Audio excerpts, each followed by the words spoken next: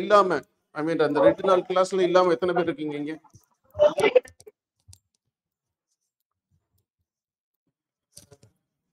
Mythili sir. வேற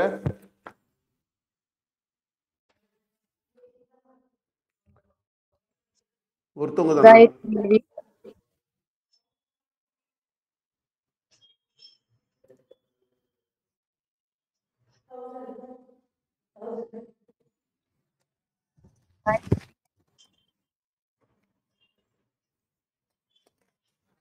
okay.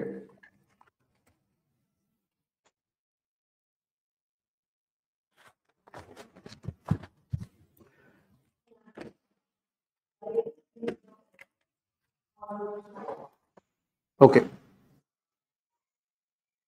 So இப்போ நம்ம எதுக்காக இப்போ இங்கே நம்ம ஆர்கனைஸ் ஆயிருக்கோம்னா கான்ஸ்டிடியூஷனல் மேப்பிங், அதாவது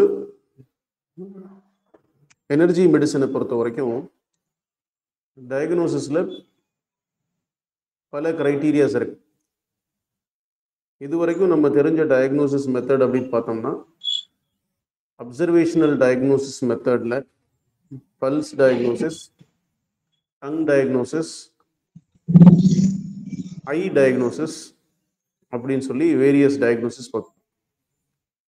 பட் இது ஒரு ஃபண்டமெண்டல் டயக்னோசிஸ் சிஸ்டம். இது ஒரு பர்சனுடைய அமைப்பு என்ன அப்படின்றத சொல்லிடும். ஒரு பர்சன் எந்த அளவுக்கு எப்படி பர்சீவ் பண்ணுவாங்க, அவங்களோட பிஹேவியர் என்ன, அவங்க எதை விரும்புவாங்க, எதை விரும்ப மாட்டாங்க, எந்த மாதிரி பழகணும்னு நினைப்பாங்க, அவங்களோட செல்ஃப் கேரக்டர்ஸ் எப்படி இருக்கும் அப்படின்றத பற்றி நம்ம டீட்டெயிலாக படிக்கக்கூடிய ஒரு சப்ஜெக்ட் தான் கான்ஸ்டிடியூஷனல் மேப்பிங் அப்படின்னு சொல்கிறோம். இப்போ வெஸ்டர்ன் சயின்ஸ் சொல்கிற மாதிரி நம்ம இதை ஒவ்வொரு நபரையும் நம்ம ஐடென்டிஃபை பண்ணும் பொழுது இந்த பிஎம்ஐ அப்படின்னு சொல்லக்கூடிய ஸ்கேலில், பாடி மாஸ் இண்டெக்ஸ்ன்ற ஸ்கேலில், ஒரே ஸ்கேலில் நம்மளால் அளந்துட முடியாது. ஒவ்வொரு மனுஷனும் தனித்துவமான மனுஷன். ஒவ்வொருத்தருக்குள்ளேயும் தனித்துவமான ஸ்கில்ஸ் இருக்கு. ஒவ்வொருத்துக்குள்ளேயும் வெவ்வேறு விதமான பொட்டன்ஷியல் இருக்கு. எப்படி ஒவ்வொருத்தருடைய கை ரேகைகளும் மாறுபட்டு இருக்கும், ஒவ்வொருத்தருடைய ரேகையும் எப்படி யூனிக்கா ஐடென்டிக்கலா இல்லாம செப்பரேட்டா இருக்கோ, அதே மாதிரி ஈச் அண்ட் எவ்ரி பர்சன்ஸோட இன்டென்ஷன் அப்படின்றது தனி. அந்த இன்டென்ஷன் அவங்க அவங்களுடைய இன்னர் சப்கான்ஷியஸ் இமோஷனை பொறுத்தது இருக்கு. இந்த கான்ஸ்டிடியூஷன் மேப்பிங்ல நம்ம ஒரு பர்சனோட கேரக்டர்ஸ் என்ன அப்படின்றத நம்ம பார்க்கணும். ஸோ டைரக்டா கான்ஸ்டிடியூஷன் மேப்பிங் அப்படின்ற கிளாஸ்க்கு போறதுக்கு முன்னாடி ஒருத்தருடைய அமைப்பு எப்படி ஃபிக்ஸ் ஆகுது அப்படின்றது தெரியணும். இந்த எனர்ஜி சயின்ஸ்ல வடிவம், அதாவது உருவம் அப்படின்னா உன்னீர் வடிவம் அப்படின்னு அர்த்தம். நம்மளுடைய பாடியில, நம்ம உடம்புல இருக்கக்கூடிய தண்ணி தான் நமக்கு ஷேப்பை கொடுத்துருக்கு.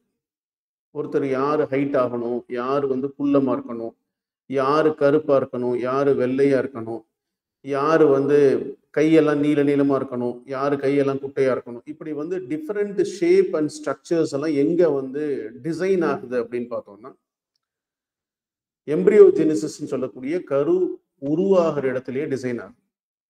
அப்போ எனர்ஜி ஆஸ்பெக்ட்ஸ்ல அது எப்படி டிசைன் ஆகுது அப்படின்றத நம்ம கண்டிப்பா புரிஞ்சுக்கணும்.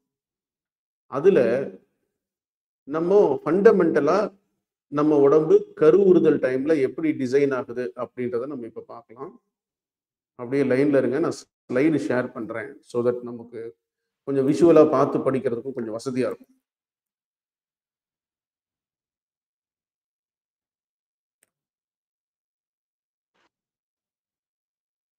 லைன்லயே இருங்க.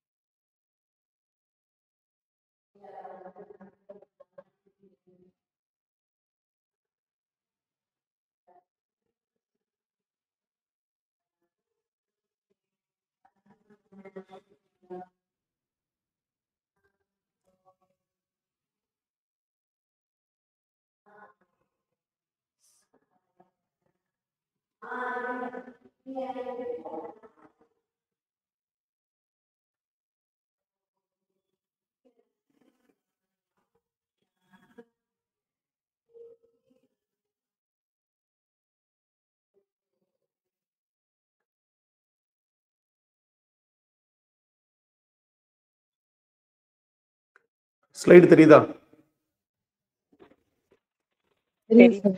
தெரியுது. Very good. சரி, இப்போ நம்ம உடம்புல நம்ம பேரண்ட்ஸ்ட இருந்து நம்ம எடுத்துட்டு வந்திருக்க ஜெனட்டிக் ஃப்ளூயிடோட பேர் வந்து ஜிங்குன்னு பேரு.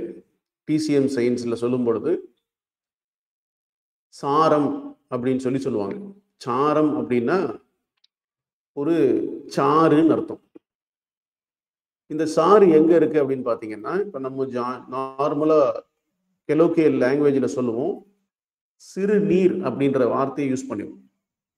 இந்த சிறு நீர் அப்படின்றது நம்ம அப்பா அம்மாட்ட இருந்து நம்ம உடம்புல நம்ம எடுத்துட்டு வந்த ஒரு சிறிய அளவிலான ஒரு தண்ணியை தான் நம்ம சிறு நீர் அப்படின்னு சொல்றோம். அந்த சிறுநீருக்கு பேரு ஜிங்குன்னு பேரு, எசன்ஸ்ன்னு பேரு. ரொம்ப முக்கியமான ஒரு வைட்டல் சப்ஸ்டன்சஸ். இதுதான் ஒரு மனுஷனோட என்டையர் லைஃப் சைக்கிள்ஸை கண்ட்ரோல் பண்றது.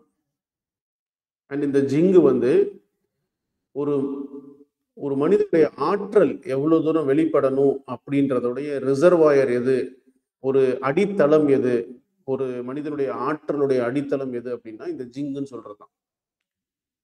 இந்த ஜிங்கு தான் 12 ரெகுலர் மெரிடியனை நரிஷ் பண்ணணும். அதே நேரத்துல நமக்கு நம்ம பிறக்கிறதுக்கு முன்னாடி நம்ம உடம்ப வடிவமைச்சு நம்ம உறுப்புகளை சரியான இடத்துல பொசிஷன் பண்ணி ஒவ்வொரு உறுப்புகளுக்கும் தேவைப்படக்கூடிய மெட்டீரியலை கொடுத்து அது வளரும் போது அது எப்படியெல்லாம் தேவைப்பட்டு வளரணும் அப்படின்ற ஒரு டோட்டல் ஆர்டரை வந்து கமாண்டிங் ஆர்டரை கொடுக்கறதும் எது அப்படின்னா இந்த ஜிங்கு தான். ஸோ அப்போ ஒரு மனுஷனுடைய என்டையர் பாடியை கவர்ன் பண்றது எது அப்படின்னா இந்த ஜிங்கு. அதுல பர்டிகுலரா ஒரு மனுஷனுடைய ப்ரொடெக்டிவ் எனர்ஜின்னு சொல்லக்கூடிய எதிர்ப்பு சக்தியை டிசைன் பண்றதும் இந்த ஜிங்கு தான். அண்ட் இதுதான் எல்லா மெரிடியனையும் ஆக்டிவேட் பண்ணும். ஸோ அதனாலதான் நம்ம உடம்புல உயிர் அப்படின்ற தமிழ் வார்த்தைக்கு அர்த்தம் உன்னுள் இருக்கும் நீர் அப்படின்னு அர்த்தம். அந்த நீர் தான் நம்மளுடைய வடிவத்துக்கு காரணம், நம்மளுடைய உருவத்துக்கு காரணம். அந்த நீர் எப்படி உருவாகுது அப்படின்னு பாத்தீங்கன்னா, முதல்ல கருவுறுதல் டைம்ல ஆணுடைய விந்தனும் பெண்ணுடைய கருமுட்டையும் ரெண்டும் சேர்ந்து ஒரு புதுவிதமான செல்லை உற்பத்தி பண்ணணும். அந்த செல்லுக்கு பேரு ஜைகோட் அப்படின்னு பேரு. இப்போ ஆணுடைய விந்தணு அப்படின்றது பார்க்கறதுக்கு எப்படி இருக்கு அப்படின்னு பாத்தீங்கன்னா வெள்ளை கலர்லையும், அது வந்து மைக்ரோஸ்கோப்ல பார்க்கும் பொழுது கொஞ்சம் மூவிங் ஜாஸ்தியும் திக்காவும் இருக்கக்கூடிய சப்ஸ்டன்சஸ். பெண்ணுடைய கருமுட்டை வந்து மஞ்சள் கலராகவும் உருண்டையாகவும் ஷேப்பாகவும் ஸ்டேபிளாகவும் நகரக்கூடிய நிலையில இல்லாமையும் இருக்கும். அதனால இதோடைய தன்மைகள் அடிப்படையை வச்சு நம்ம என்ன சொல்றோம்னா, ஆணுடைய விந்தணுவை வந்து மெட்டல் எலிமெண்ட் அப்படின்னும் வெள்ளை கலரா இருக்கிறதுனால, பெண்ணுடைய கருமுட்டையை வந்து எல்லோ கலரா இருக்கிறதுனால எர்த் எலிமெண்ட்னு நம்ம கேட்டகரைஸ் பண்றோம். இந்த ஆணுடைய விந்தணுவும் பெண்ணுடைய கருமுட்டையும் இணைஞ்சு 2 செல் உயிரியை வந்து உற்பத்தி பண்ணணும். அந்த 2 செல் உயிரி வந்து ஒரு புதுவிதமான இன் அண்ட் யாங்கோட தோற்றத்துல இருக்கணும். அப்படி அது ஃபர்ஸ்ட் புதுவிதமான இன் அண்ட் யாங் தோற்றத்துல வந்த உடனே, இப்ப பாருங்க இந்த மெரிடியனுடைய ட்ராக் பாருங்க. இது பாத்தீங்கன்னா நேரா ஒரு குறுக்கு கோடு உடம்புல சென்டரா ஒரு இன்னர் லைன் போட்ட மாதிரி இருக்கும். இந்த 2 அதாவது ஆணுடைய விந்தணுவும் பெண்ணுடைய கருமுட்டையும் இணைஞ்சு வெளியில வந்து அந்த ஃப்ளூயிடு முதல்ல ஒரு பிளவு பாதை மூலமா, ஊடுருவும் பாதை மூலமா பிளவுபடணும். அந்த பிளவுபடுற பாதைக்கு பேர் என்ன சொல்றோம் அப்படின்னா, நம்ம எனர்ஜி மெடிசன்ல சொல்லும் பொழுது பெனிட்ரேட்டிங் வெசல் அப்படின்னு சொல்றோம். சாங் மாய் மெரிடியன் அப்படின்னு சொல்றோம். இது என்ன பண்ணும்? இப்ப எல்லாம் உறுப்புகள்லாம் டோட்டலா டெவலப்பே ஆயிருக்காது. வெறும் தண்ணி மாதிரி தான் இருக்கும். அந்த தண்ணி மாதிரியான அமைப்புல இந்த மெரிடியன் என்ன பண்ணணும்? பெனிட்ரேட்டிங் வெசல் அப்படின்ற மெரிடியன் அந்த தண்ணியை ஊடுருவி 2 பகுதியா பிரிக்கணும். இந்த 2 பகுதியில ஒரு பகுதி பார்த்தோம்னா சி ஆஃப் இன் அப்படின்னு பேர். இந்த இருக்கு பாருங்க. இது வந்து முன்பக்கம். இது ஆக்சுவலா உருவம் வந்ததுக்கு அப்புறம் நம்ம இதை எடுத்து காட்டுறோம். ஆனா கரு உறுதல்ல வெறும் தண்ணி 8 திசைகள்ல அந்த தண்ணி வந்து டைரக்ஷன்ல ஃப்ளோ ஆகணும். அப்படி 8 டைரக்ஷன்ல 8 மெரிடியனை வச்சு இது ஃப்ளோ ஆகும் பொழுது ஒவ்வொரு இன்னர் ஸ்ட்ரக்சரும் இன்னருடைய வைட்டாலிட்டியும் டிசைன் ஆகி அந்த இன்னர் பாடி என்னென்னலாம் ஃபங்க்ஷன் பண்ணணும்ன்றத டிசைனிங் வடிவமைக்கிறது எப்போ அப்படின்னா இந்த கருவுல தான். அப்ப ஃபர்ஸ்ட் மெரிடியன் பெனிட்ரேட்டிங் வெசல் அப்படின்ற மெரிடியன் கருமுட்டையில விந்துவும் அண்டமும் கூடுனதுக்கு பின்னாடி பிளவுபடுத்துது. பிளவுபடுத்துனதுல இருந்து ரென்மாய் மெரிடியன் அப்படின்றது முன்பக்கமா போகக்கூடிய ரென்மாய் மெரிடியன் டிவைட் ஆகுது. அதுக்கப்புறம் பின்பக்கமா போகக்கூடிய டியூமாய் மெரிடியன் டிவைட் ஆகுது. ஸோ ஃபர்ஸ்ட் வந்து டிவைட் ஆனது முதல்ல ஆரம்பத்தில் பெனிட்ரேட்டிங் வெசல் டிவைட் ஆச்சு. அதுல இருந்து சி ஆஃப் இன் அப்படின்னு ஒன்று வந்துச்சு. இன்னொன்று இப்போ சி ஆஃப் யாங்னு ஒன்று வந்திருக்கு. டியூமாய் மெரிடியன் ஒன்று வந்திருக்கு. ரென்மாய் மெரிடியன் ஒன்று வந்திருக்கு. இப்ப இதுல இருந்து என்ன ஆகணும் அப்படின்னு பாத்தீங்கன்னா, நம்ம உடம்பு ஃபர்தரா ஒரு ஒரு சில பாதைகளை உருவாக்கணும். இதுக்கு பேர் வந்து டாய்மாய் மெரிடியன் பேரு, பெல்ட் வெசல்னு பேரு. பெல்ட் வெசல்ன்றது ஒரு 10 கரும்பை நீங்க படுக்க வச்சுட்டு அந்த கரும்பை தூக்குறதுக்கு பதில் நடுவுல ஒரு கட்டு கட்டுவீங்க. அந்த மாதிரி நம்ம உடம்பை என்டையரா குறுக்கு பக்கமா நடுவுல வந்து ஒரு ஸ்ப்ரிங் மாதிரி காயில் மாதிரி கனெக்ட் பண்ணக்கூடிய மெரிடியன் பேர் எதுன்னா டாய்மாய் மெரிடியன் பேரு, பெல்ட் வெசல் அப்படின்னு பேரு. இந்த பெல்ட் வெசல் இல்லாம நம்ம உடம்புல வந்து நிறைய பொருட்கள் தேவை. என்னென்ன பொருட்கள் அப்படின்னு கேட்டீங்கன்னா, இப்ப நம்ம கிளாஸ்ல எடுக்கும்போது சொன்னோம், ஒரு தோசை ஊற்றணும் அப்படின்னா நமக்கு தோசை ஊத்துறதுக்கு அரிசி தேவை, தண்ணி தேவை, வெந்தயம் தேவை, கொஞ்சம் உளுந்து தேவை, கொஞ்சோண்டு உப்பு தேவை. இத்தனை பொருட்கள் வேணும் நம்ம ஒரு மாவை ப்ரிப்பேர் பண்ணி தோசையோ பணியாரமோ சுடுறது. அந்த மாதிரி நம்ம உயிரோட இருந்து நம்ம வந்து இந்த பூமியில வாழணும் அப்படின்னா நம்ம உடம்புக்குள்ள பல பொருட்கள் தேவை.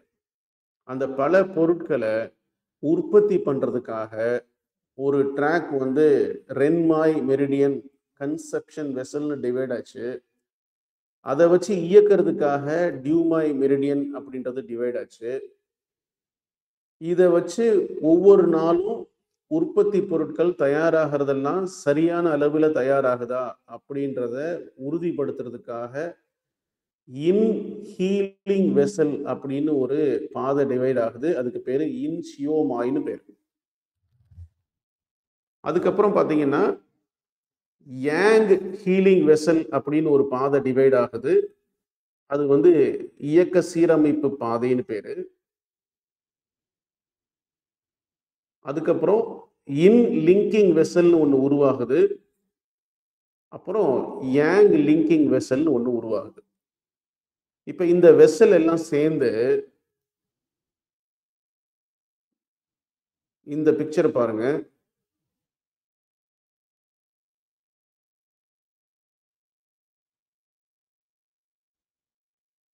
இந்த பாருங்க, இதுதான் நம்ம உடம்பு ஆக்சுவலா. இப்ப இந்த உடம்புக்குள்ள நம்ம உடம்புக்குள்ள உள்ள தசைகளுக்குள்ள இந்த மாதிரி சேனல்ஸ் வந்து கிராஸ் ஆகிட்டே இருக்கு, உள்ள போயிட்டே இருக்கு. எல்லாம் ஒன்னோட ஒன்று இன்டர்லிங்க்டா கனெக்டடா இந்த சேனல்ஸ் எல்லாம் போயிட்டு இருக்கு. இப்படி ஆரம்பத்துல அம்மா அப்பாட்ட இருந்து வந்த ஒரு சிறிய நீர் அப்படின்னு சொல்லக்கூடிய அந்த நீரோட தொகுப்புல இருந்து 8 பாதைகளை உருவாக்கி அந்த 8 பாதைகள் மூலமா வடிவமைக்கப்பட்டது தான் நம்மளுடைய உருவம் அப்படின்னு சொல்லக்கூடிய நம்ம உடம்பு. இந்த உடம்பு ஒவ்வொருத்தருடைய உடம்பும் யூனிக்கா இருக்கும். அந்த கேரக்டரை பத்தி படிக்கக்கூடிய ஒரு அறிவியலுக்கு பேர் தான் கான்ஸ்டிடியூஷனல் மேப்பிங் அப்படின்னு பேர். இப்ப இந்த கான்ஸ்டிடியூஷனல் மேப்பிங்கை நம்ம தெரிஞ்சதுக்கு முன்னாடி ஃபண்டமெண்டலா ஒவ்வொரு எலிமெண்டோட ப்ராப்பர்ட்டி என்ன அப்படின்றது தெரியணும். ஜென்ரலா ஒவ்வொரு எலிமெண்ட்டும் எதோட அடிப்படையில கிளாசிஃபை பண்றோம், எதன் அடிப்படையில அதை நம்ம பிரிச்சு பார்க்கிறோம் அப்படின்றது நமக்கு தெரிஞ்சுக்கணும். அதுல வாட்டர்னா என்ன, வாட்டரோட ப்ராப்பர்ட்டிஸ் என்ன அப்படின்றத நம்ம இன்னைக்கு பார்க்கலாம்.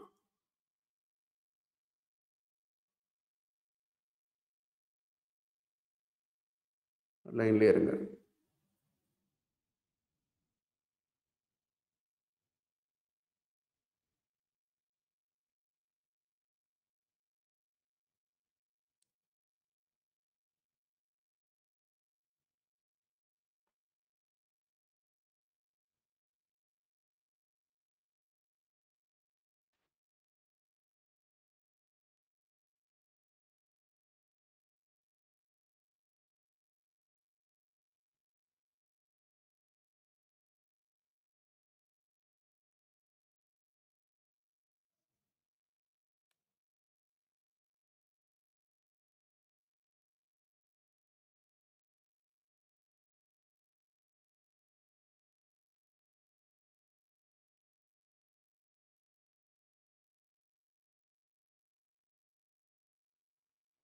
இந்த பாருங்க,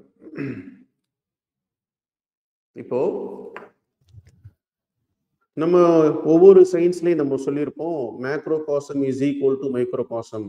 அண்டத்தில் உள்ளதுதான் பிண்டத்தில் இருக்கு அப்படின்னு சொல்லி எல்லா சயின்ஸ்லயுமே நம்ம படிச்சிருப்போம். அப்ப அண்டத்துல உள்ளது என்ன பிண்டத்துல இருக்கு அப்படின்னு அதுக்கு மேல நம்ம கேள்வி கேட்டோம்னா நமக்கு ப்ராப்பரா எக்ஸ்பிளைன் பண்ண தெரியாது.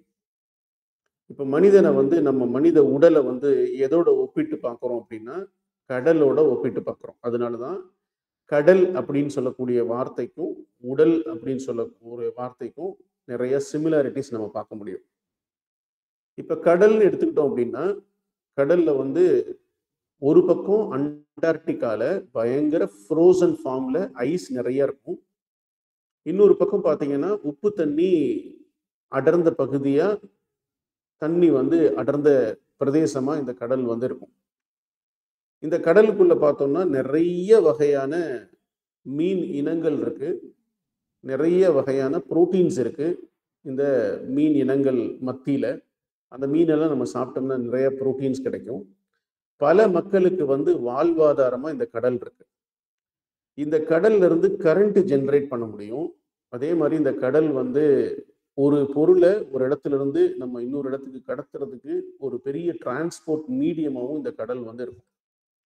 இதே மாதிரிதான் நம்ம உடம்புல இந்த சாரம் அப்படின்னு சொல்லக்கூடிய இந்த எசன்ஸ் எப்படி கடல்ல நிறைய பொட்டன்ஷியல்ஸ் இருக்கோ அந்த அளவுக்கு ஒரு பொட்டன்ஷியல் ஃப்ளூயிடு தான் நம்ம உடம்புக்குள்ள இருக்க இந்த எசன்ஸ்ன்ற ஃப்ளூயிட். இந்த எசன்ஸ்ல இருக்கிற ஆற்றல் அப்படின்றது கணக்கே எடுக்க முடியாது. இது வந்து வேரியஸ் கைண்ட் ஆஃப் புரோட்டீன்ஸை கொடுக்க முடியும். எப்படி கடல்ல நிறைய மீன் இனங்கள் உற்பத்தி ஆகி ஒவ்வொரு மீனும் தனித்துவமா இருக்கோ அந்த மாதிரி இந்த எசன்ஸ்ல இருந்து வரக்கூடிய ப்ராடக்ட், இந்த உப்பு தண்ணியில இருந்து வரக்கூடிய ப்ராடக்ட் நம்ம உடம்புக்குள்ள நிறைய புரோட்டீன்ஸை டெவலப் பண்ணி கொடுக்க முடியும். இது எப்படி மேஜர் டிரான்ஸ்போர்ட் மீடியமா இந்த கடல் இருக்குதோ அதே மாதிரி நம்ம உடம்புலையும் நம்ம உடம்புக்குள்ள இருக்கிற உப்பு தண்ணி ஒரு பெரிய டிரான்ஸ்போர்ட் மீடியம். அதனாலதான் நம்ம நடக்க முடியாம கீழே தொப்புன்னு விழுந்துட்டோம்னா உடனே என்ன பண்ணுவாங்க, நம்மளை வந்து ஸ்ட்ரென்தன் பண்ணுறதுக்காக நார்மல் சலைன்னு சொல்லக்கூடிய உப்பு தண்ணியை நம்ம இன்ஃப்யூஸ் பண்ணுறது பார்க்க முடியும். ஸோ அப்போ உப்பு தண்ணின்றது ரொம்ப முக்கியம். நம்ம உடம்போட எலக்ட்ரிசிட்டியை ஜென்ரேட் பண்ணுறதுக்கு, நம்ம உடம்பை தரையில் நடக்க வைக்கிறது. அதே மாதிரி இந்த வாட்டர் எலிமெண்ட்டை பொறுத்த வரைக்கும் வாட்டர் எலிமெண்ட்டிலிருந்து, அதாவது தண்ணியிலிருந்து, தண்ணிக்குள்ள இப்போ கடலுக்குள்ள பார்த்தோம்னா நமக்கு சங்கு இருக்கும், முத்து இருக்கும், பவளம் இருக்கும். அந்த மாதிரி நம்ம உடம்புக்குள்ள இந்த தண்ணியிலிருந்து உற்பத்தியானது தான் எலும்பு, எலும்பு மஜ்ஜை, பற்கள் அப்படின்னு சொல்லக்கூடிய பொருட்கள் எல்லாமே. இந்த தண்ணியோட கருப்பு வந்து தண்ணியோட கலர் வந்து பார்த்தோம்னா வாட்டர் எலிமெண்டோட கலர் வந்து கருப்பு கலர்னு சொல்றோம். எதனால கருப்பு கலர்னு சொல்றோம்னா, நம்ம உடம்போட கரு அப்படின்னு சொல்லக்கூடிய இந்த நியூக்ளியஸோட பேஸ் மெட்டீரியல் என்ன அப்படின்னா அது வாட்டர் அப்படின்றதுனால தான் கருவோட மைய பகுதின்றதுனால கருமைன்ற நிறத்தை நம்ம தண்ணியோட நம்ம கனெக்ட் பண்ணி வச்சிருக்கோம். அப்ப நம்ம பாடியில எல்லாருடைய உடம்புலையும் internal organ kidney and urinary bladder அப்படின்றது இருக்கு. இந்த 2 ஆர்கனையும் நம்ம எதோட கனெக்ட் பண்றோம் அப்படின்னா வாட்டர் எலிமெண்டோட கனெக்ட் பண்றோம். இந்த ஆர்கனை வச்சு தான் ஒரு ஜெனரேஷன்ஸ் கிரியேட் ஆகும். இப்போ ஃபார் எக்ஸாம்பிள் ஆண்களுக்கு வந்து பார்த்தோம்னா ஈஸ்ட்ரோஜன் அப்படின்னு ஒரு ஹார்மோன் இருக்குன்னு கேள்விப்பட்டிருப்பீங்க. பெண்களுக்கு. ஆண்களுக்கு வந்து டெஸ்டோஸ்டிரோன் அப்படின்னு சொல்லி ஒரு ஹார்மோன்ஸ் இருக்குன்னு கேள்விப்பட்டிருப்பீங்க. இந்த டெஸ்டோஸ்டிரோனா இருக்கட்டும் இல்லை ஈஸ்ட்ரோஜனா இருக்கட்டும், அது எங்கிருந்து வெளிப்படுது அப்படின்னா இந்த கிட்னியில் உள்ள மேலே அட்ரினல் கிளாண்ட் அப்படின்ற இடத்துல இருந்து தான் அது வெளிப்படுது. அதுல இருந்து தான் ஒரு உயிரை உற்பத்தி பண்றதுக்கான விஷயத்த இது கொடுக்கணும். ஸோ அப்போ கிட்னின்றது ரொம்ப ஒரு பொட்டென்ஷியல் நீர் சுழற்சிக்கு உட்பட்ட ஒரு ஆர்கன் தான் இந்த கிட்னி. இப்ப இதுல நமக்கு பார்த்தோம்னா வாட்டர் எலிமெண்டோட சென்சரி ஆர்கன் பார்த்தோம்னா காது. ஆக்சுவலா இப்ப காதை வச்சு நம்ம என்ன பண்ண போறோம்? கான்ஸ்டிடியூஷன் மேப்பிங்ல காதை வச்சு நம்ம என்ன தெரிஞ்சுக்க போறோம் அப்படின்னா, பெரிய நீர் சுழற்சிக்கான ஒரு அப்பாரட்டஸ் வந்து கிட்னி. அந்த நீர் சுழற்சியை வந்து ஒரு தனி மனுஷனுக்கு அந்த நீர் சுழற்சியை தூண்டி விடணுமா, இல்ல அந்த நீர் சுழற்சியை கெடுத்து குட்டிச்சவராக்க முடியுமான்றத யாரு கைட் பண்ணணும் அப்படின்னா அந்த காது கைட் பண்ணிடும். ஒரு சில மக்கள் காதுல அது எதையும் வாங்குறத கண்டுக்கவே மாட்டாங்க. ஒரு சில மக்கள் காதுல பயங்கர சப்தத்தை கேட்டாவே நடுங்கி ஆரம்பிச்சிருவாங்க. ஒரு சில மக்களுக்கு காதுல வந்து சின்ன சின்ன சவுண்டு கூட பிடிக்காது, காது இரைச்சல் இருந்துட்டே இருக்கிறதுக்கு வாய்ப்பு இருக்கு. ஸோ அப்போ காதை வந்து வேரியஸ் ஃபார்ம்ல எல்லாருக்குமே, எல்லா மனுஷனுக்குமே காது மூலமா போறக்கூடிய இந்த ஒலி ஒரே மாதிரி தூண்டுதலை சொல்லும், ஒரே மாதிரியான செய்தியை சொல்லும் அப்படின்றத நம்மளால புரிஞ்சுக்க முடியாது. அந்த மனுஷனுக்கு தகுந்த மாதிரி அதோட ஸ்டிமுலேட் பண்ற தன்மை இல்லை அதை சப்ரஸ் பண்ற தன்மைன்றது இந்த காதுல உள்வாங்குற செய்தியை பொறுத்து நிறைய பேத்துக்கு மாறும். அது ஃபண்டமெண்டலா கிட்னியை ஆக்டிவேட் பண்ணக்கூடிய ஒரு ரூட் அது ஆக்சுவலா. இப்போ ஃபார் எக்ஸாம்பிள் இப்போ நம்ம கோவிட் வந்த டைம்ல சில மக்கள் அதை ரொம்ப உள்வாங்கி பயந்துருப்பாங்க, சில மக்கள் அதை கண்டுக்காம கடந்து போயிருப்பாங்க. அப்போ ஒரு சில மக்கள் கண்டுக்காம கடந்து போறதும், ஒரு சில மக்கள் அதை ரொம்ப ஆழ்ந்து உள்வாங்கிறதும், கண்டினியூஸா நியூஸை கேட்டுட்டே இருக்கிறதும், இதெல்லாம் அந்தந்த மக்களோட அமைப்பை பொறுத்தது. எல்லாருமே நம்ம ஒரே மாதிரி சொல்லிட முடியாது. அப்போ காதுன்றது கிட்னி எலிமெண்டோட வாட்டர் எலிமெண்டோட சென்சரி ஆர்கன். அது ஃபண்டமெண்டலா நம்ம உடம்புக்குள்ள இருக்க நீர் சுழற்சியை இன்ஃப்ளூயன்ஸ் பண்ணக்கூடிய ஒரு ஃபண்டமெண்டல் அப்பாரட்டஸ் அப்படின்றது தெரிஞ்சுக்கணும்.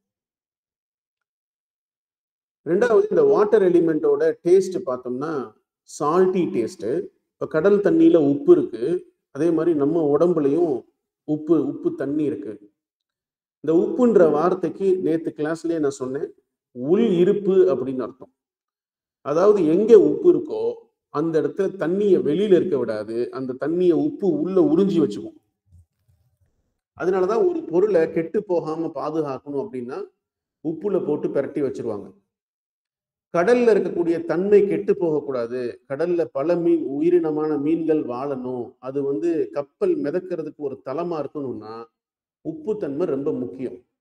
அந்த மாதிரி நம்ம உடம்புலையும் காக்னிட்டிவ் ஃபங்க்ஷன் அப்படின்னு சொல்லக்கூடிய நினைவாற்றல், புத்தி கூர்மை, இதெல்லாம் இருக்கணும்னா நம்ம உடம்புல சிறிதளவு உப்பு கண்டிப்பா தேவை. இந்த உப்புன்ற தன்மை என்னன்னா உள்ளிருப்புன்னு அர்த்தம். சிலர் பார்த்தோம்னா உப்பை ரொம்ப அதிகமா போட்டு சாப்பிடுவாங்க, சிலர் உப்பே வேணான்னு சொல்லுவாங்க, உப்பு கம்மியா போட்டுப்பாங்க.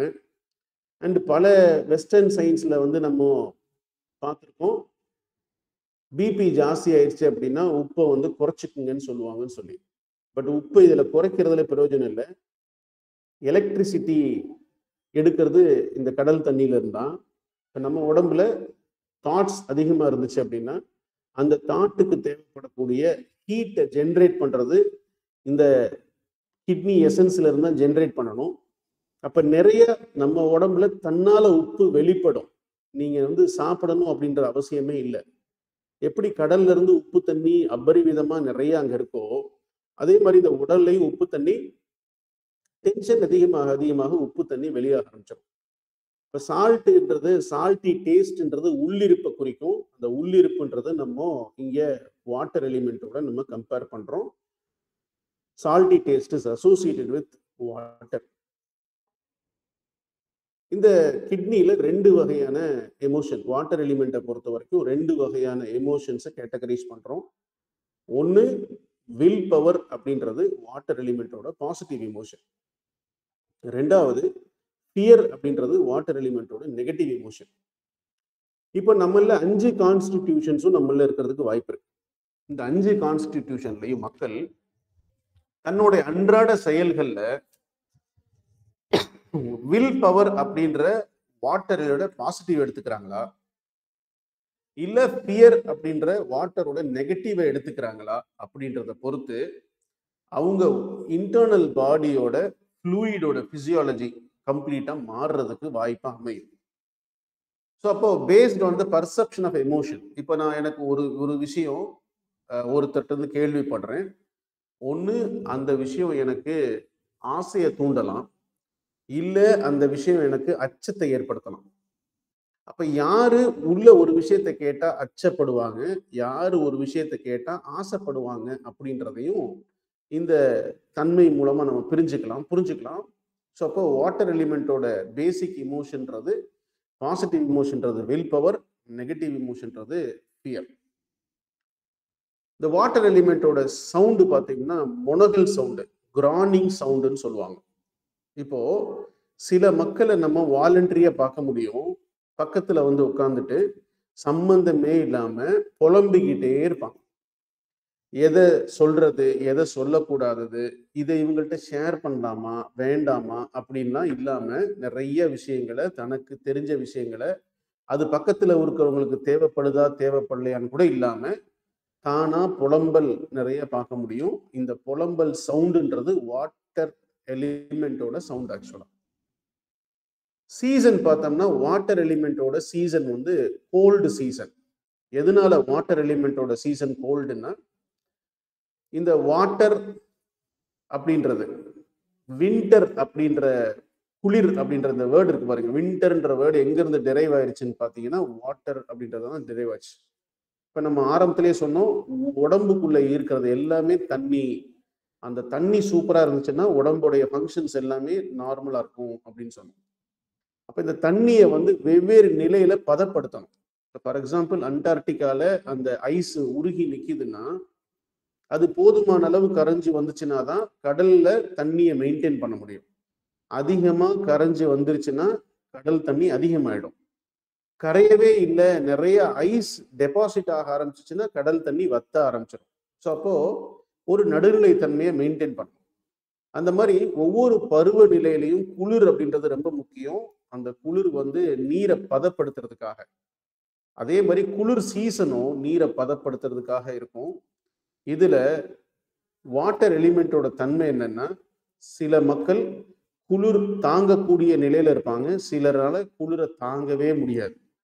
சிலருக்கு பார்த்தீங்கன்னா கை கால் எப்பொழுதுமே சில் அப்பியரன்ஸ்ல தன்னால மாறிடும். சின்ன பதட்டம் வந்துச்சுனாலோ, சின்ன பயம் வந்துச்சுனாலோ, சூழல் தனக்கு சாதகமா இல்லைன்னு மாறும் பொழுது கை கால்லாம் சில்லுன்னு ஈரம் அதிகமா வெளிப்படுறத நம்ம பார்க்க முடியும். ஸோ இதெல்லாம் இதுக்கான காரணம் என்ன அப்படின்னா, அவங்களோட உடம்புல கோல்டுனஸ் அப்படின்றது எக்ஸஸ் ஆகுது அப்படின்ற அர்த்தம். அப்ப யாரோட உடம்புல எப்படி கோல்ட்னஸ் அஃபெக்ட் ஆகும், இந்த கோல்டு என்ன காரணத்தினால அஃபெக்ட் ஆயிருக்கு, இவங்களுடைய உள்வாங்கக்கூடிய எமோஷனோட தன்மை என்ன அப்படின்றத நமக்கு புரியணும்னா இந்த பேசிக் சீசனுடைய நாலேஜ், ஏன் ஒரு எலிமெண்ட் இந்த சீசனை சப்போர்ட் பண்ணுது அப்படின்ற நாலேஜ் நமக்கு தெரிஞ்சுக்கணும். அப்ப வாட்டர் எலிமெண்டோட சீசன் என்ன அப்படின்னா வின்டர் சீசன். வாட்டர் எலிமெண்டோட கலர் கருப்பு. இப்ப நம்ம உடம்புல முன்னாடியே சொல்லியிருக்கோம், நம்ம உடம்புல நிறைய கருப்பான நிறங்கள்ல தலைமுடி இருக்கு, கண் கருவிழி இருக்கு. அதே மாதிரி நம்ம உடம்போட செல்களுக்குள்ள உள்ள திரவம்ன்றது கருமையான திரவம். அந்த கரு மையம் அப்படின்றது நியூக்ளியஸோட சென்டர் ப்ராடக்ட்ன்றது தண்ணின்றதுனால பிளாக் என்ன சொல்றோம்னா நம்ம கருமைன்னு சொல்றோம். இந்த கருமைக்கும் கான்ஸ்டிடியூஷனுக்கும் என்ன சார் சம்பந்தம் அப்படின்னு கேட்டீங்கன்னா, டெய்லி வர இருட்டு நைட் இருக்கு இல்லையா, நைட்டுக்கும் இந்த கருமைக்கும் பயங்கர இன்டர்லிங்க் இருக்கு. ஒவ்வொரு நாள் நைட்டும் நம்மளுடைய இன்னர் வாட்டரை ப்ரிசர்வ் பண்ணக்கூடிய ஒரு ப்ராசஸ் ஆக்சுவலா. இதுல எந்த மக்கள் இரவு விரும்பிகளா இருப்பாங்க, எந்த மக்கள் இரவை வீணா செலவழிப்பாங்க, எந்த மக்கள் இரவை சொத்தா பாதுகாப்பாங்க, யாரு இரவை பேணி பாதுகாப்பா, யாரு இரவுல கூத்தடிப்பா அப்படின்றத இதுல நம்ம தெரிஞ்சுக்கலாம். அதனால கான்ஸ்டிடியூஷன் மேப்பிங்ல இரவை பத்திய சிந்தனை நிறைய வேணும். இன்னைக்கு வேலைக்கு காரணமா இரவுல முழிக்கிற மக்கள் இருக்காங்க, என்டர்டைன்மெண்ட் காரணமா இரவுல முழிக்கிற மக்கள் இருக்காங்க, வியாபாரத்தோட நோக்கத்துல இரவுல முழிக்கக்கூடிய மக்கள் இருக்காங்க, வெறும் சும்மா பேசி வீணா பொழுத கழிக்கிறதுக்காக இரவுல இருக்கக்கூடிய மக்கள் இருக்காங்க, ஃபேமிலி கேதரிங் நல்லா நடக்கணும் அப்படின்னு இரவுல கழிக்கக்கூடிய மக்கள் இருக்காங்க. அப்ப இதுல யாரு எப்படி இரவை விரும்புவாங்க அப்படின்றதையும் இந்த கான்ஸ்டிடியூஷன் மேப்பிங் மூலமா நம்ம கண்டுபிடிச்சிடலாம். அதுல வாட்டர் எலிமெண்டோட நிறம் கருப்பு. அந்த வாட்டர் இருளை ப்ராப்பரா நம்ம யூட்டிலைஸ் பண்ணோம், இருளை ப்ராப்பரா மெயின்டைன் பண்ணோம், இரவை நல்லா மெயின்டைன் பண்ணோம்னா நம்ம உடம்போட வாட்டர் நல்ல மெயின்டைன் ஆயிருக்கும்ன்றதையும் இந்த ஸ்லைடு மூலமா நம்ம தெரிஞ்சுக்கலாம். அப்ப வாட்டரோட கலர் பார்த்தோம்னா பிளாக் கலர். வாட்டரோட டிஷ்யூஸ்ன்னு பார்த்தோம்னா போன், போன் மேரோ, டீத். இப்போ சிலருக்கு பார்த்தோம்னா போனோட டென்சிட்டி, நான் நல்லா தான் சாப்பிட்றேன் சார், ஆனால் போனோட டென்சிட்டி கம்மியாக இருக்கு. நான் ஆரோக்கியமாக தான் இருக்கிறேன், ஆனால் எனக்கு ரொமாட்டிசம்னு சொல்கிறாங்க, ரொமட்டாய்டு ஆர்த்ரைட்டிஸ் வந்துருச்சுன்னு சொல்கிறாங்க, எனக்கு சின்ன வயசு தான், ஆனால் ஏன் வந்ததுன்னு எனக்கு தெரியல அப்படின்னு சொல்லுவாங்க. சிலருக்கு பார்த்தீங்கன்னா போன் மேரோ டிப்ரெஸ் ஆகி எனக்கு பிளட் கேன்சர் வந்துருச்சு அப்படின்னு சொல்லுவாங்க. சிலருக்கு பார்த்தீங்கன்னா பல்லுல அடிக்கடி எனக்கு சொத்தை ஆகுது, பல் கருப்பாகுது அப்படின்னு சொல்லுவாங்க.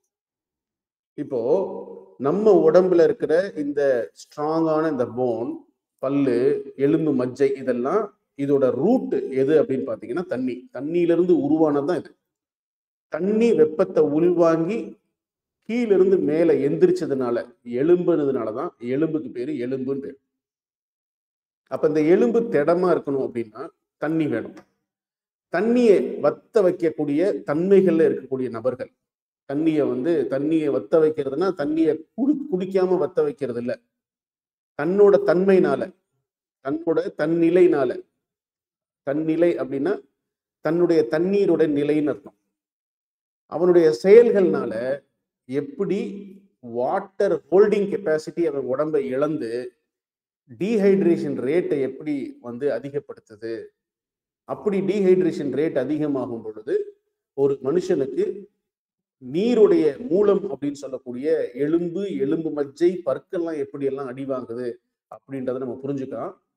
ஜென்ரலா வாட்டருடைய அசோசியேட்டட் டிஷ்யூ அப்படின்றது பல், எலும்பு மஜ்ஜை அண்ட் போன்ஸ். இந்த வாட்டருடைய என்வரான்மெண்ட்ன்றது கோல்ட்னஸ், குளிர்ச்சி வாட்டர் நிறைய சப்போர்ட் பண்ணும், குளிர்ச்சி வாட்டரை பாதுகாக்கும்.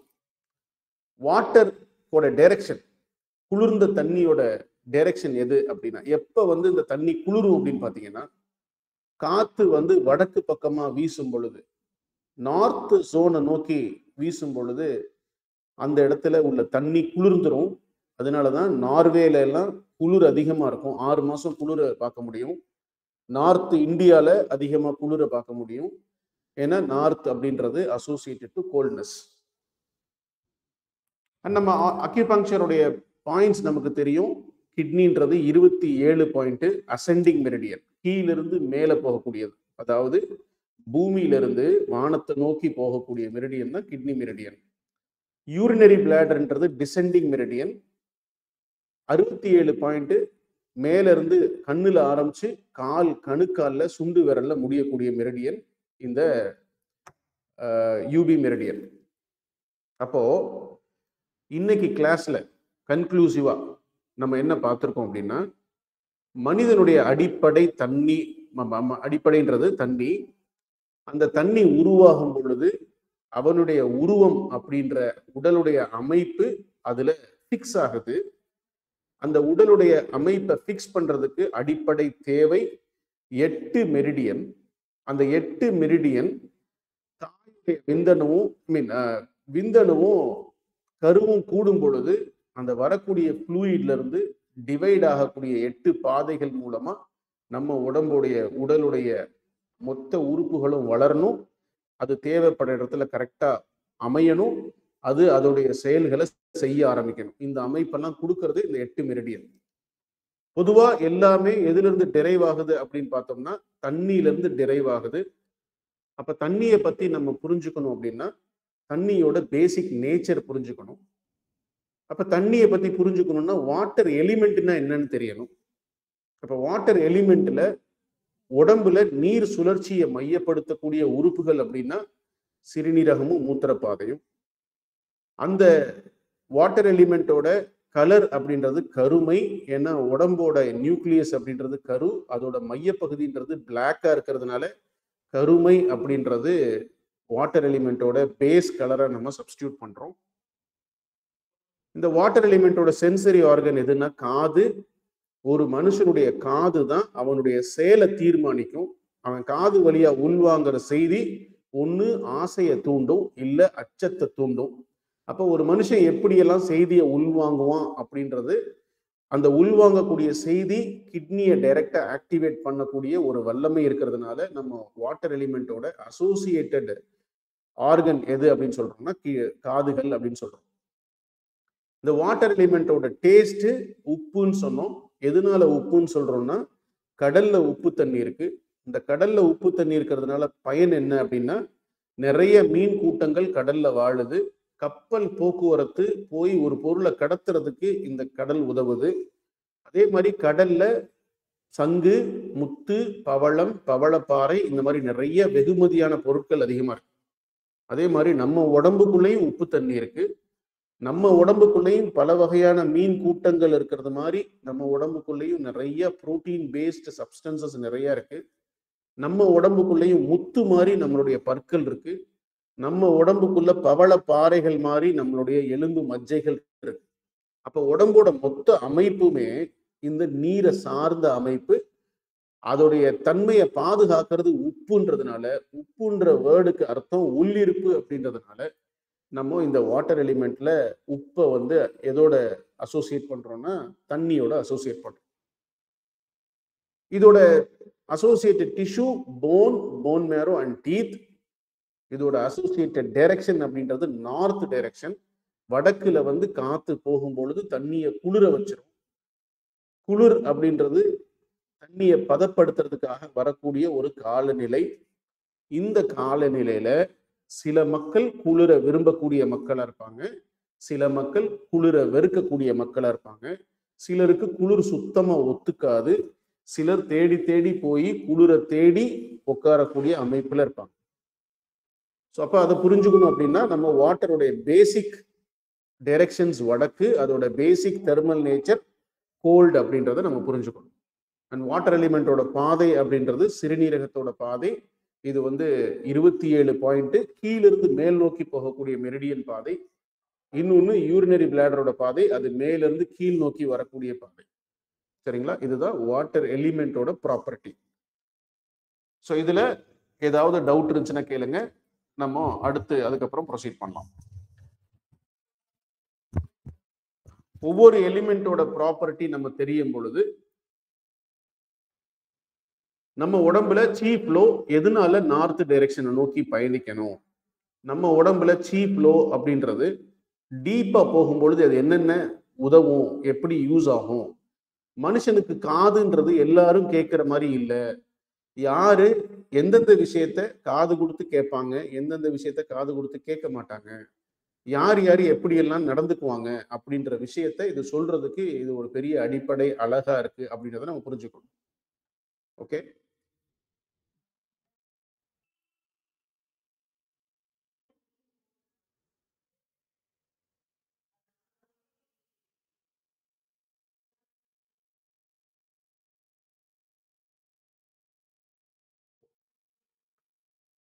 இதுல எதுவும் கேள்விகள் இருக்கா, டவுட் இருக்கா, கேளுங்க.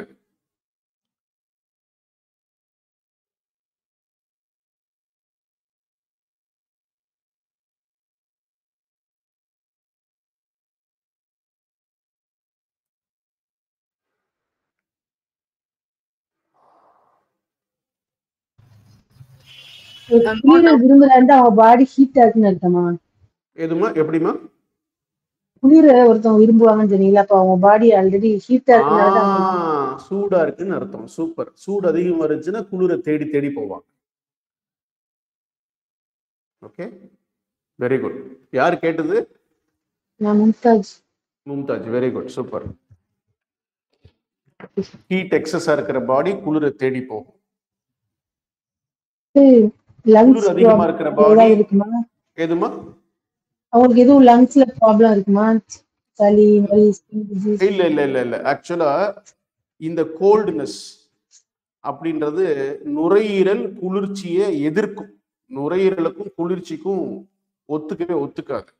ஏன் அப்படின்னா நுரையீரலோட வேலை என்னன்னா காத்தை வந்து டிசென்ட் பண்ணி கீழே அனுப்பிச்சு டிஸ்பர்ஸ் பண்ணணும், பரவ விட்டுறணும் காத்தை உள்ளுக்குள்ள உடம்புக்குள்ள.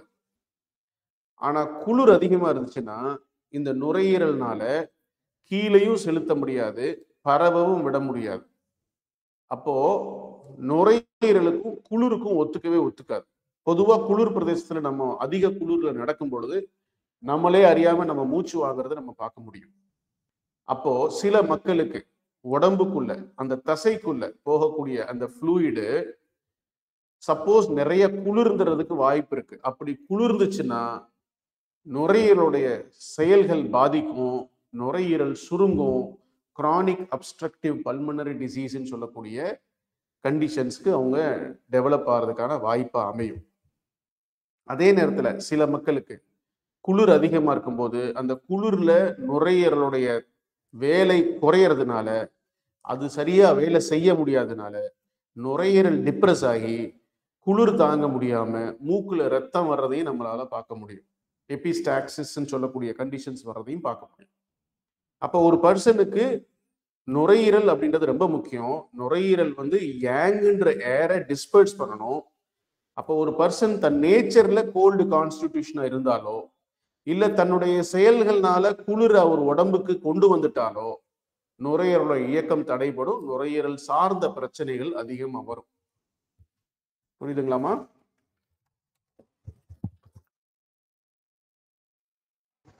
Okay sir.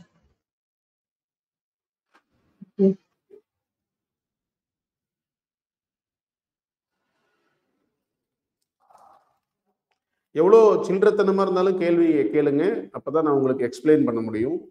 இது ஆக்சுவலா பேசிக் ப்ராப்பர்ட்டி. பட் நான் என்னன்னா உங்களுக்கு கான்ஸ்டியூஷனுக்கு தகுந்த மாதிரி உங்களுக்கு அதை வந்து நான் எஸ்கலேட் பண்றேன், இன்ஃபர்மேஷன் எஸ்கலேட் பண்றேன்.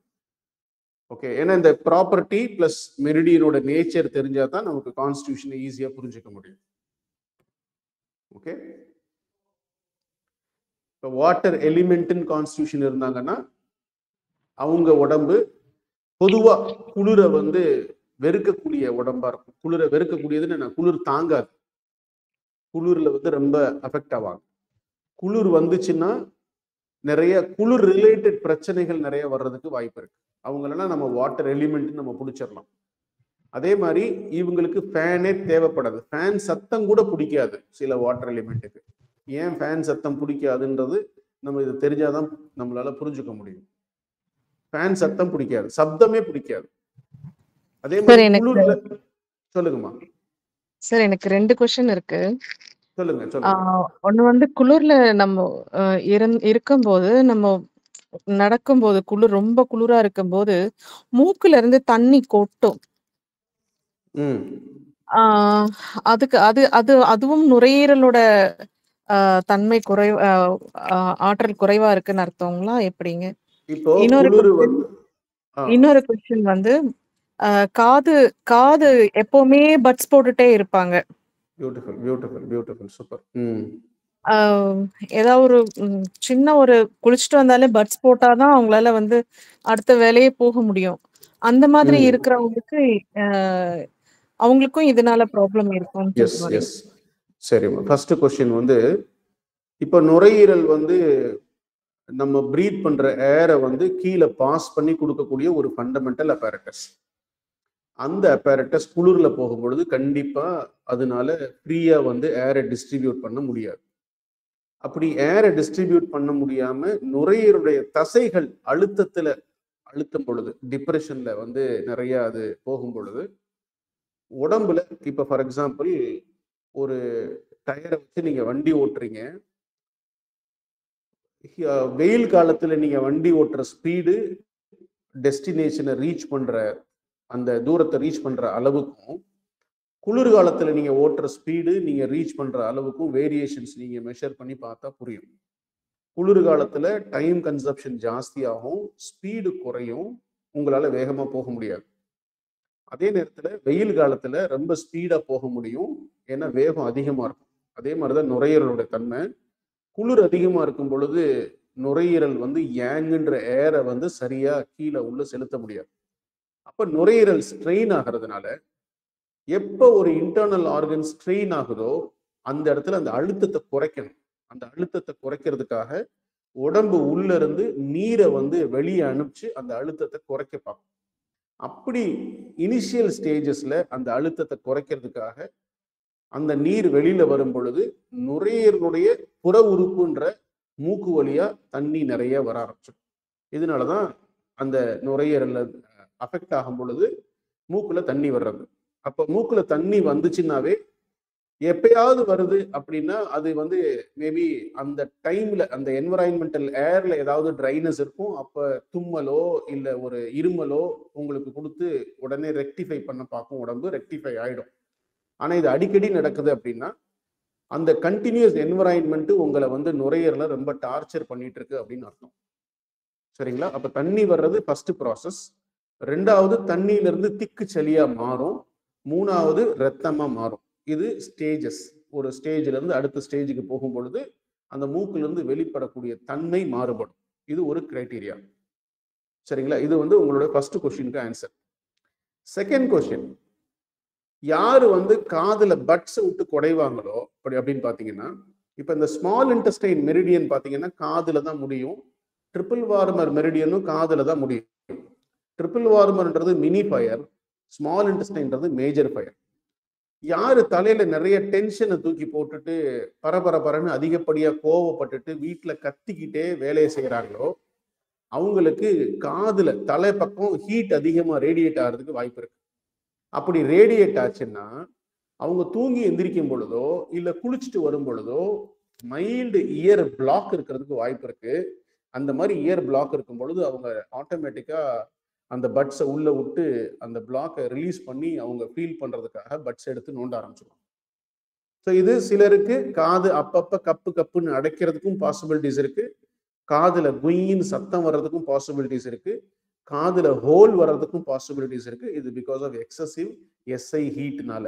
அந்த எஸ்ஐ ஹீட் வந்ததுக்கான காரணம் அவங்களுடைய செயல்கள்ல அதிகப்படியான கோபத்தை வெளிப்படுத்தக்கூடிய நபராவோ இல்ல அதிகப்படியான பரபரப்பை விரும்பக்கூடிய நபராவோ, அதிகப்படியான மியூசிக்கை விரும்பக்கூடிய நபராவோ, அதிகப்படியான சப்தத்தை கேட்கக்கூடிய நபராவோ இருக்கலாம். அந்த மாதிரி இருக்கும் பொழுது எஸ்ஐ ஹைப்பர் ஆக்டிவ் ஆகும் பொழுது அதை தடுக்கிறதுக்கு நம்ம உடம்பு குளிர்ச்சி படுத்தும் பொழுது இயர் பிளாக் இருக்கும். அதை ரிலீவ் பண்றதுக்காக அவங்க ஆட்டோமேட்டிக்கா அதை சூஸ் பண்ண ஆரம்பிச்சிடுவாங்க. புரியுதுங்களாமா?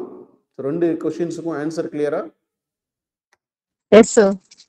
சரி, இப்போ இப்போ இந்த மாதிரி அந்த மாதிரி இருக்கிறவங்களுக்கு நம்ம என்ன மாதிரி அவங்களுக்கு கவுன்சிலிங் மாதிரி பண்ணணுங்களா? இல்ல வந்து அக்குபஞ்சர்லயே அத வந்து நம்ம வந்து சரி பண்ண முடியுங்களா? அதைத்தான் 15 நாள்ல படிக்க போறீங்க, கவலைப்படாதீங்க. Okay. Okay sir. Okay. Thank you okay. Sir. Yes. Thank you sir. Yeah. Emotional neutralize பண்ணா போதும். அது ஓ எப்படி ஓ பண்றதுன்னு சொல்லித்தரேன். Sure. Okay sir. Thank you sir. Sir சொல்லுங்கம்மா. கேக்குறதா? கேக்குது. இப்போ வந்துட்டு கிட்னி வந்துட்டு உப்பு சார்ந்த உப்பு நீர் அது உள்ளிருப்புன்னு சொன்னீங்க. இப்போ வந்து பாடியில வந்துட்டு சோடியம் லெவல் கம்மியாகுது, உப்பு கம்மியா இருக்கு, அதனால பேலன்ஸ் இல்ல, தள்ளுறது அப்படின்லாம் சொல்றாங்கல்ல.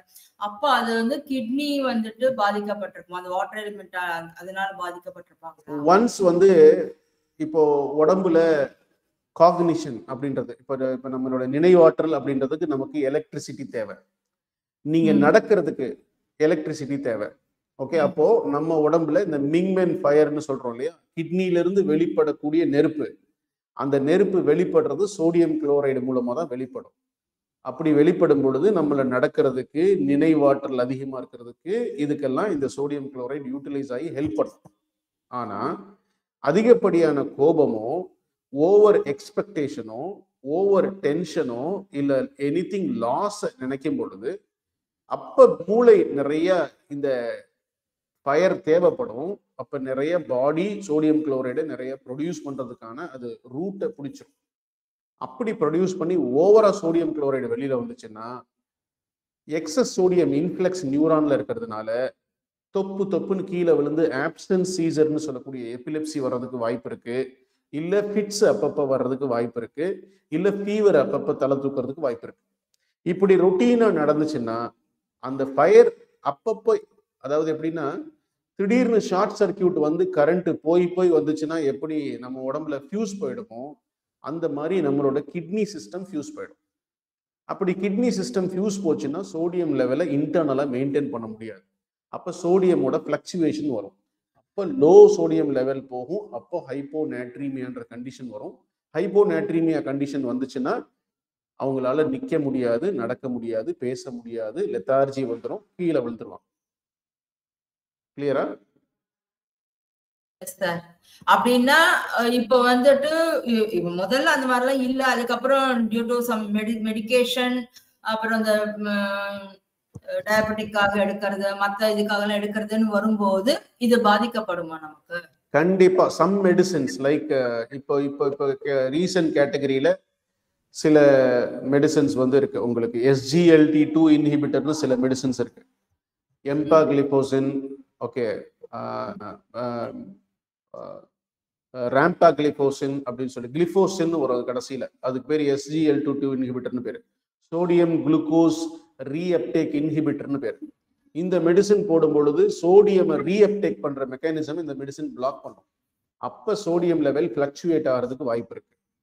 சில மக்கள் இந்த டெல்மிசாட்டான் அப்படின்ற பிபி ட்ரக்ஸ் எல்லாம் போட்டுட்டு இருந்தாங்கன்னா அந்த பிபி ட்ரக் கன்சப்ஷனால அகெயின் எலக்ட்ரோலைட் இம்பேலன்ஸ் வர்றதுக்கு வாய்ப்பு இருக்கு. அப்போ நடக்கும். ஸோ அப்போ ட்ரக் இன்டியூஸ்லையும் நடக்கிறதுக்கு வாய்ப்பு இருக்கு. அப்பார்ட் ஃப்ரம் ட்ரக் இன்டியூஸ், நம்மளோட இமோஷனல் ஃபிளக்சுவேஷன்ஸ்ல இன்னர் டீஹைட்ரேஷன் ரேட்டை, உடம்புல நீரை வந்து அதிகப்படியா நம்ம செலவழிச்சோம் அப்படின்னா அப்பையும் எலக்ட்ரோலைட் இம்பேலன்ஸ் வர்றதுக்கு வாய்ப்பு இருக்கு. புரியுதா? Okay okay sir. ரெண்டு கண்டிஷன்ஸ்னாலையுமே வரலாம்.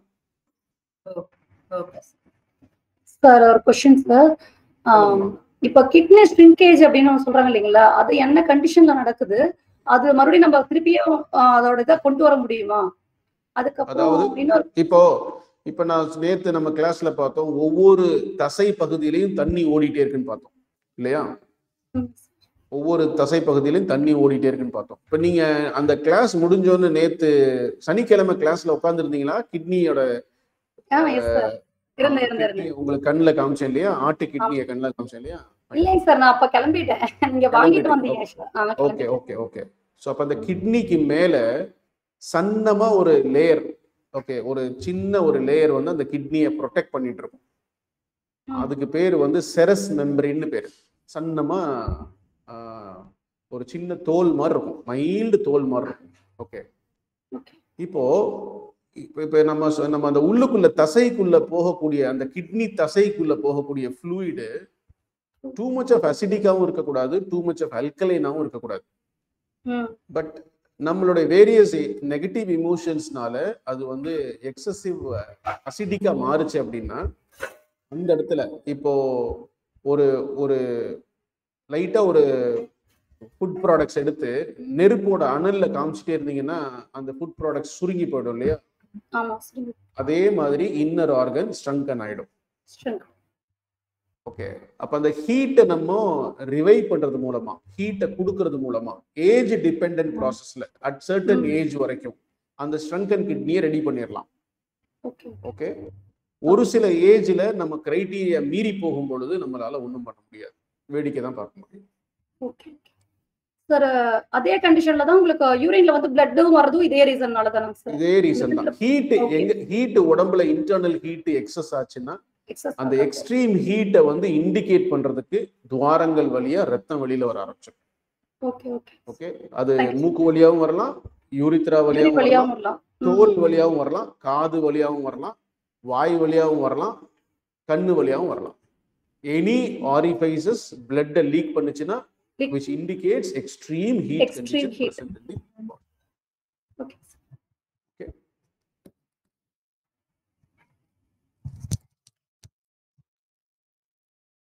Yes, so இன்னைக்கு வாட்டர் எலிமெண்டோட ப்ராப்பர்ட்டி பார்த்திருக்கோம். அண்ட் எக்ஸ்ட்ராடினரி 8 மெரிடியன் சேர்ந்து உடம்புக்குள்ள நீரை உற்பத்தி பண்ணி நம்மளுடைய உள் உறுப்புகளை டிசைன் பண்ணுது அப்படின்றத பார்த்திருக்கோம். சரிங்களா? ரிமைனிங் கிளாஸ் நம்ம நாளைக்கு பார்க்கலாம். சொல்லுங்க.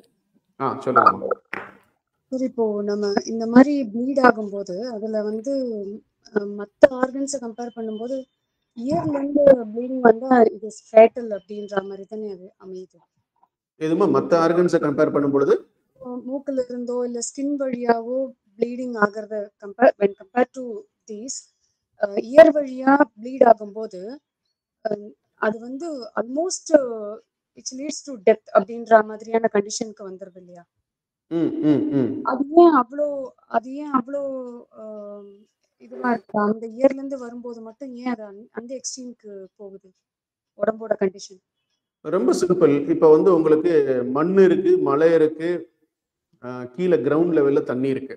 ஓகே, இப்போ மலையை வெட்டுறதுனால பெருசெல்லாம் பாதிக்கப்பட மாட்டோம், ஏன்னா மழை தண்ணி தான் குறையும், கிரவுண்ட் வாட்டர் இருக்கு, பிரச்சனை இல்லை. பட் கிரவுண்ட் வாட்டரே வத்தி போச்சுன்னா சோர்ஸ் எங்க போவீங்க? கடலும் வத்தி போச்சு, கிரவுண்ட் வாட்டரும் வத்தி போச்சு, என்ன ஆகும்? சோர்ஸுக்கு தண்ணிக்கு எங்க போவீங்க? தண்ணி எங்கிட்ட நம்ம எடுக்க முடியுமா? இல்ல சார், முடியாது. இல்ல. அந்த மாதிரி தி எக்ஸ்ட்ரீம் நீர் சுழற்சியில ஃபண்டமெண்டல் அப்பேரட்டஸ்ன்றது கிட்னி. டயபெட்டிஸ் வந்தாலும் கிட்னியை தான் அஃபெக்ட் பண்ணும், ஹைப்பர் டென்ஷன் வந்தாலும் கிட்னியை தான் அஃபெக்ட் பண்ணும், ஆட்டோ இம்யூன் டிசீஸ் வந்தாலும் கிட்னியை தான் அஃபெக்ட் பண்ணும். அந்த மாதிரி ஓவர் ஹீட் தலைக்கு ஏறும் பொழுது தலையில என்ன பண்ணணும்னா அந்த ஓவர் ஹீட்டை தடுக்கிறதுக்காக கிட்னி ஓவர் ரியாக்ட் ஆகும். அந்த ஓவர் ரியாக்ட் ஆகும் பொழுது டக்குன்னு பிளாக்க கொடுக்கறதுனால கேபிலரி பர்ஸ்டிங் நடக்கும், கிளாட் இமீடியட்டா நடக்கிறதுனால கேபிலரி பிரேக்கேஜ் ஆகும். அந்த மாதிரி கேபிலரி பிரேக்கேஜ் ஆகும்போது காதுல ரத்தம் வர ஆரம்பிச்சு. புரியுதா உங்களுக்கு? ஸோ அப்போ காதுல ரத்தம் அவ்வளவு சீக்கிரம் அந்த கேபிலரி பிரேக்கேஜ் நடக்காது. மேக்சிமம் சிஸ்டம் வந்து ப்ரொடெக்ட் பண்ணி நம்மளை தவிர்த்து நியூட்ரலைஸ் பண்றதுக்கு ட்ரை பண்ணும். பட் ஹீட்டோட லெவல் வந்து ஓரளவுக்கு வேரியஸா போகும் பொழுது அதனால ஒண்ணுமே பண்ண முடியாது. ரொம்ப சிம்பிள். இப்ப ஃபார் எக்ஸாம்பிள் பயங்கர ஊருக்குள்ள சூடு ஜாஸ்தியாகி வெள்ளம் வந்துச்சு. வெள்ளம் வரும்போது நார்மலா மழை பெஞ்சு தண்ணி வந்துச்சுன்னா சேறு வராது, புரியுதா உங்களுக்கு? ஆனா அதே நேரத்துல வெள்ள தண்ணி அதிகமா இருக்கும் பொழுது சேரோட வந்து தண்ணி வரும் உள்ள. அப்ப சேரோட தண்ணி வந்துச்சுன்னா நம்ம வீடு டோட்டலா எப்படி எந்த அளவுக்கு மாறும்ன்றதை நம்மளால உணர முடியும்.